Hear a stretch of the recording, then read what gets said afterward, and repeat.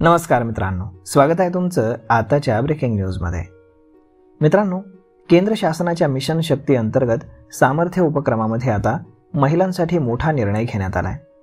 महिलांना नोकरी दरम्यान त्यांच्या लहान मुलांची योग्य काळजी घेता यावी यासाठी 6 महिने ते 6 वर्ष वयोगटातील मुलांसाठी अंगणवाडीमध्ये पाळणा योजना सुरू करण्यात आली आहे। या योजनेमुळे कामगार आणि नोकरदार महिलांना मोठा दिलासा मिळणार असून मुलांच्या संगोपनासाठी सुरक्षित आणि दर्जेदार सुविधा उपलब्ध होणार आहेत, अशी माहिती महिला आणि बाल विकास मंत्री अदिती तटकरे यांनी दिली।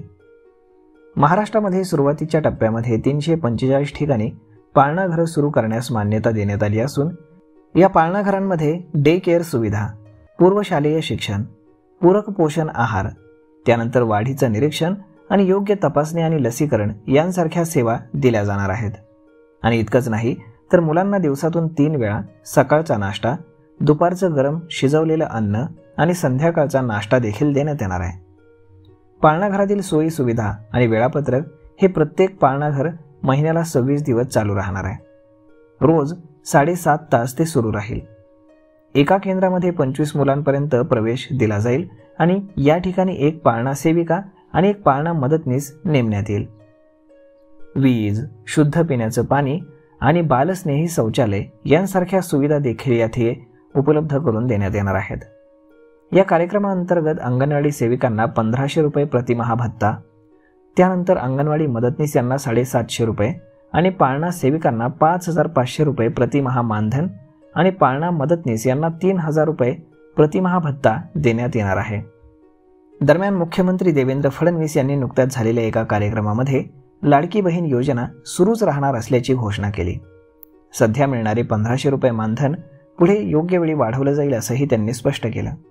याशिवाय राज्यातील महिला बचत गटांद्वारे 25 लाख लखपती दीदी तयार झाले असून यंदा आणखीन 25 लाख लखपती दीदी घडवण्याचं उद्दिष्ट ठेवण्यात आलंय। पुढील काही वर्षांमध्ये ही संख्या 1 कोटींपर्यंत पोहोचवण्याची देखील त्यांची मनशा आहे। महिलांच्या आर्थिक सक्षमीकरणासाठी लखपती दीदी योजना आणि मुलींसाठी KG ते PG मोफत शिक्षण लागू करण्याचा निर्णय देखील ते घेणार आहेत। तसेच महिला आणि बचत गटांच्या उत्पन्नांना कायमस्वरूपी बाजारपेठ मिळावी म्हणून पहिल्या टप्प्यामध्ये 10 मॉल हे उभारले जाणार आहेत। तर मग मित्रांनो, अशा पद्धतीने लाडकी बहीण योजनेनंतर महिलांना आणखीन मोठ्या या योजनेचा लाभ आता मिळणार आहे।